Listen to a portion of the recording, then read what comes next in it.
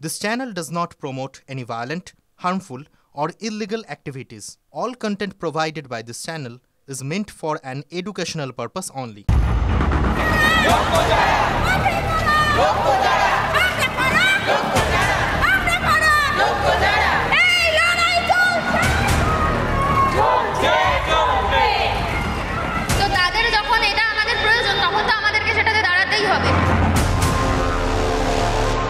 যোগ্য শিক্ষক শিক্ষিকা ও শিক্ষাকর্মীদেরকে বাঁচানোর জন্য আমাদের কাছে আর কোনো রাস্তা নাই।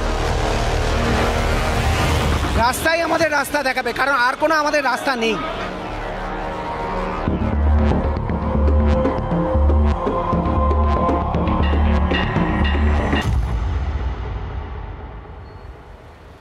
TV9 বাংলায় স্বাগত। বিকেল ৫টা ৫৭ মানেই সময় হটস্পটে। বাংলা মানেই আন্দোলন, আর সেই বাংলায় আন্দোলন নতুন কিছু নয়। বিভিন্ন ইস্যুতে একাধিকবার আমরা আন্দোলন দেখেছি, প্রতিবাদ দেখেছি, মিছিল দেখেছি।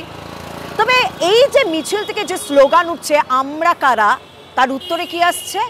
যোগ্য যারা, এই ২৬,০০০ যাদের এক পেনের আঁচড়ে চাকরি গিয়েছে, তাদের মধ্যে অযোগ্যও রয়েছে, তাদের মধ্যে অনেকে যোগ্যও রয়েছে। কিন্তু আজ তারা কোথায়? আজ তারা পথে, আজ তারা আন্দোলনে, কারণ বলছেন এই পথই তাদের পথ দেখিয়ে দেবে। হ্যাঁ, আজ সারাদিন গোটা পথের ছবি তো আমি অবশ্যই আপনাদের সামনে তুলে ধরবো। তবে এই মুহূর্তে আমি রয়েছি আচার্য সদনের ঠিক কাছে রবীন্দ্র ভবনের সামনে। গতকাল থেকেই এই চাকরিহারারা এখানে আন্দোলন অনশন বসেছেন। এই আন্দোলন অনশনে যখন বসেছেন তখন ছোট্ট করে একটা জায়গায় চিরকুটে লেখা রয়েছে যে দয়া করে মঞ্চটাকে কেউ রাজনৈতিক রং লাগাবেন না। রাজনীতির রং ছাড়া তারা তাদের প্রতিবাদ অনশন চালিয়ে যেতে চাইছেন। কিন্তু যারা নিজেদেরকে দীর্ঘদিন ধরে রাজনীতির বোড়ে বলে প্রমাণ করে এসেছেন, কথা বলে এসেছেন, আপনাদের এই অনশন আন্দোলন গতকাল রাত থেকে দেখে আসছি। এর পরে কি, মানে কতক্ষণ এখানে শুয়ে কাটাবেন বলুন তো? শহীদ মিনারের সামনে আন্দোলন করেছেন, গোটা রাজ্যে আন্দোলন করছেন, এই এসএসসি ভবনের কাছে আন্দোলন করছেন, আর কতক্ষণ?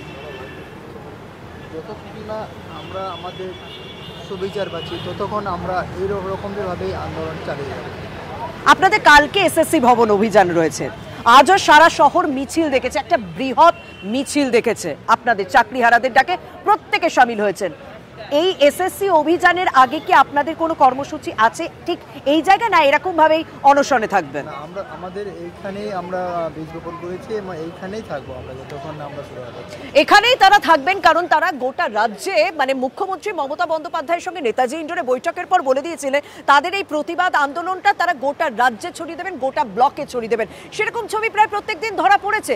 আর আজ আমরা দেখেছিলাম, হ্যাঁ, কসবার গতকালকে ডিআই অফিসের ছবিটা তো নিশ্চয়ই কারুর ভোলেনি, আপনারা নিশ্চয়ই ভোলেননি, কারণ কিভাবে পুলিশ লাঠি মেরেছে, কিভাবে পুলিশ লাথি মেরেছে, এই ছবিটা নিশ্চয়ই কেউ ভোলেনি। সেই কারণেই কিন্তু আজকে ধিক্কার মিছিল ছিল, এবং সেই ধিক্কার মিছিল শুরু হয়েছিল শিয়ালদা থেকে একেবারে রানী রাসমণি পর্যন্ত। সেই মিছিলে, সেই মহা মিছিলে আমিও ছিলাম, যে মিছিলে শুধুমাত্র চাকরিহারা শিক্ষকরা নয়, তাদের ডাকে সাধারণ মানুষও সামিল হয়েছিলেন। আর সেই মিছিল থেকে মূলত ধিক্কার কাদের উদ্দেশ্যে জানানো হয়েছে জানেন? পুলিশ প্রশাসনের উদ্দেশ্যে, যারা গতকাল সমাজের পেটে লাথি মেরেছে।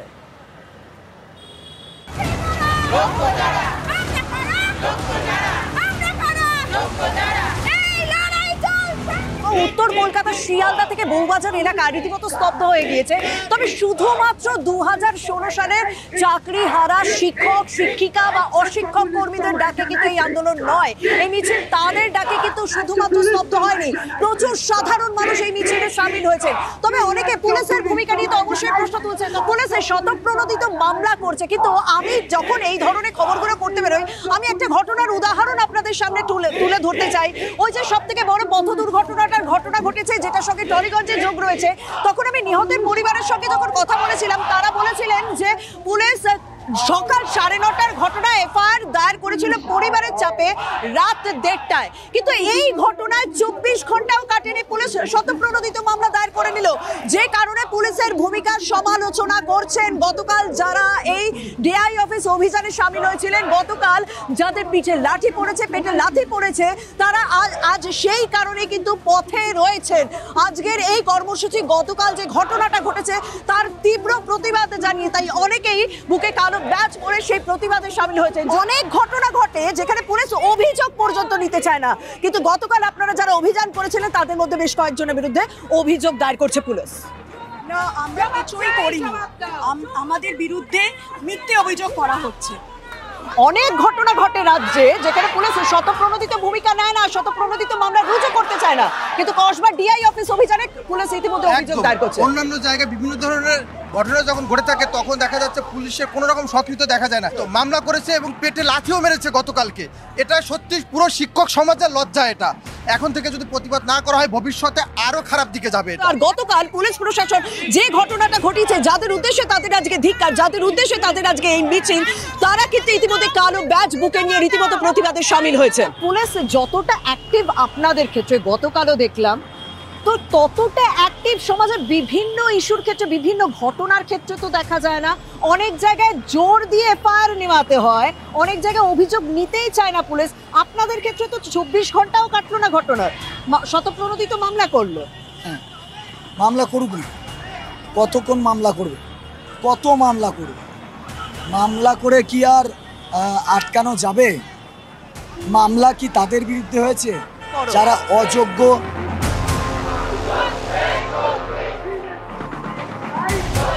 গতকাল আপনার উপরও ব্যাপক হারে হামলা হয়েছে, ব্যাপক হারে মারধর করা হয়েছিল। এখন শরীর ঠিক আছে? শরীর কি করে ঠিক থাকবে বলুন? ভেতরে তো ইনজুরিটা রয়ে গেছে, এই ক্ষত শুকোতে সময় লাগবে। আমাদের মনের জোরে এখানে দাঁড়িয়ে আছি, এই পথ আমাদের অনেক চলতে হবে এখন। আমরা জানি না আরো কত পথ এই মাননীয় মুখ্যমন্ত্রী মমতা বন্দ্যোপাধ্যায় আমাদের জন্য তৈরি করে রেখেছে। মানে শরীরে ক্ষত, মনে ক্ষত, কারণ আমি জানি না আমার চাকরিটা ফেরত পাবো কিনা, তবুও হেঁটে চলেছি, তবুও রাস্তায় রয়েছি। এই রাস্তা কি আপনাদের রাস্তা দেখাবে, পথ দেখাবে? রাস্তাই আমাদের রাস্তা দেখাবে, কারণ আর কোনো আমাদের রাস্তা নেই। গতকাল মুরলীধর গার্লস হাই স্কুলের এক শিক্ষিকার কান্না আপনাদের শুনিয়েছিলাম, যিনি জোর গলায় বলেছিলেন যে রাজ্যে মেয়েদের মধ্যে আমি 2 নম্বরে রয়েছি, কেমিস্ট্রি টিচার আমি, কিন্তু আজকে আমাকে গলা ফাটিয়ে চেঁচাতে হচ্ছে নিজের অধিকার পাওয়ার জন্য। এত পড়াশোনা করে কি আমি এখানে লাথি খেতে এসেছি? জানেন, আজ সেই স্কুলের পড়ুয়ারা ওই শিক্ষিকার পাশে দাঁড়াতে এসেছেন। তার সহকর্মীরা গতকাল মানে সহযোদ্ধারা হয়েছিলেন, আজ পড়ুয়ারা মানে যাদেরকে তিনি দীর্ঘদিন পড়িয়ে এসেছেন তারা এই যুদ্ধে সামিল হয়েছেন ওই শিক্ষিকার।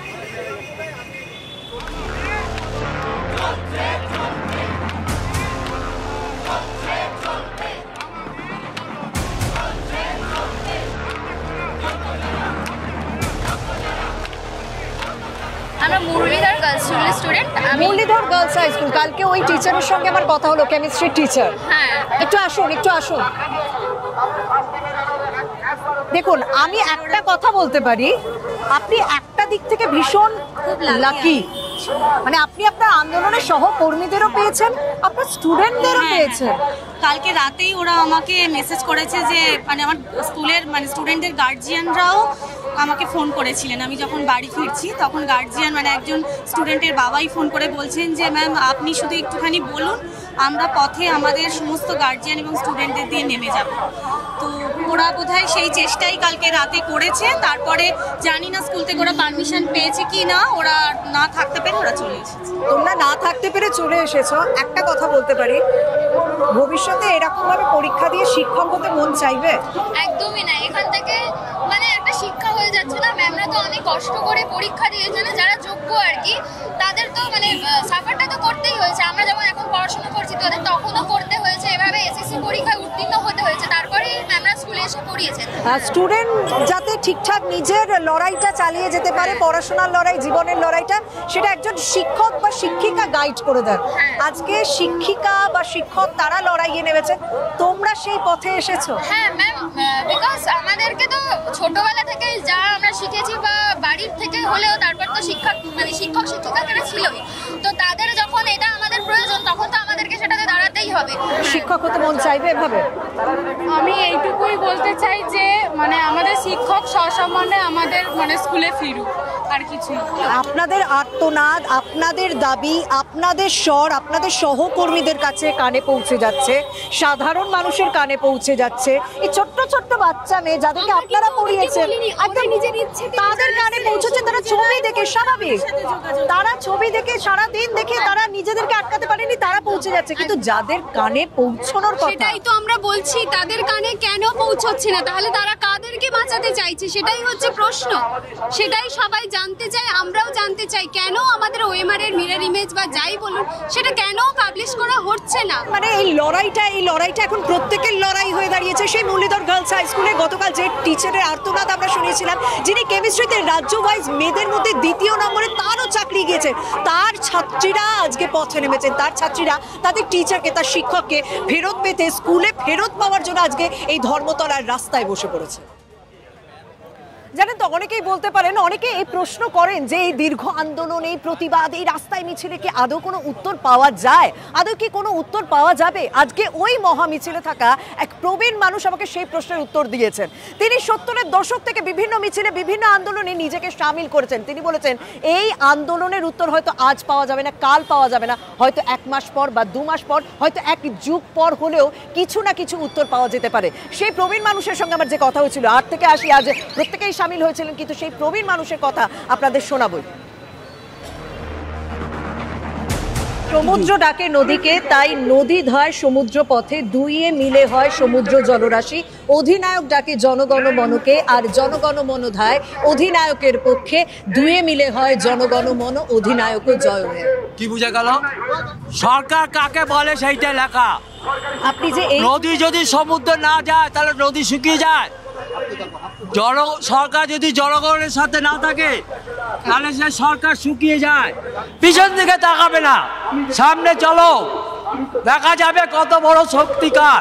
ও দেখেনি, ওঠো জাগোর কথা বলছেন, দেশ কি উঠছে, দেশ কি জাগছে? নিশ্চয়ই। তাহলে আপনি দেখলেন কি করে, আমাকে দেখছেন কি করে?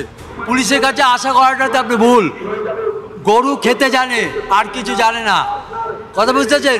ওদের মাথাটা তাই। স্যালুট, খাওয়া। একদম 8 থেকে 80 প্রত্যেকে কিন্তু এখানে শামিল হয়েছেন, এবং আমি এরকম একজন মানুষকে দেখলাম যিনি তার নাম পরিচয় একেবারে জানাতে চাইছেন না, কিন্তু তিনি ছোট থেকেই প্রতিবাদে বারবার পথে শামিল হয়েছেন। মানে কলকাতার এই রাস্তায় মিছিলে হাঁটা তার কাছে নতুন কিছু নয়, তাই তিনি এখনো পর্যন্ত এই বয়সে এসেও সেই মিছিলে হাঁটতে চাইছেন। বলছেন যে একদিনে সেই ফল পাবো না, হয়তো বারবার হেঁটে একদিন ঠিক সেই সাফল্যের দিকে পৌঁছে যাব। তাই তিনি বলছেন সামনে এগিয়ে চলো, পিছনে ফিরে তাকিও না।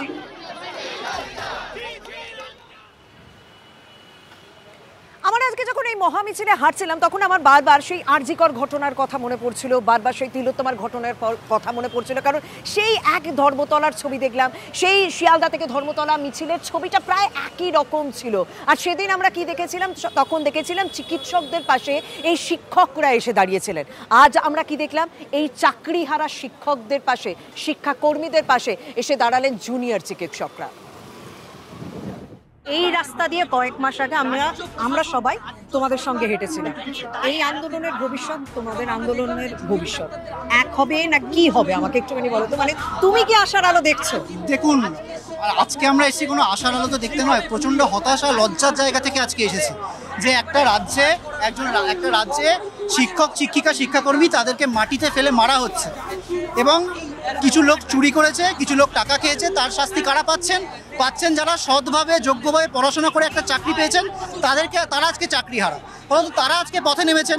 আরজি করে যে আন্দোলন হয়েছিল সেটা কিন্তু ডাক্তারদের আন্দোলন ছিল না, আমরা ছিলাম, তার সাথে এই সব মানুষই ছিলেন, শিক্ষকরা ছিলেন, সাধারণ মানুষ ছিলেন। আজকেও শুধু ডাক্তার হিসেবে নয়, একজন সাধারণ মানুষ হিসেবেও কিন্তু আমরা এই রাস্তায় নেমেছি, এবং আমরা থাকবো এই আন্দোলনের পাশে, এবং আমরা চাইবো যে এনারা ন্যায় বিচার ছিনিয়ে দেখুন, ছিনিয়ে আনতে না পারলে এনারা কোথায় যাবেন? এদের ছিনিয়ে আনতে হবেই, তাদের জীবন জীবিকার ব্যাপার।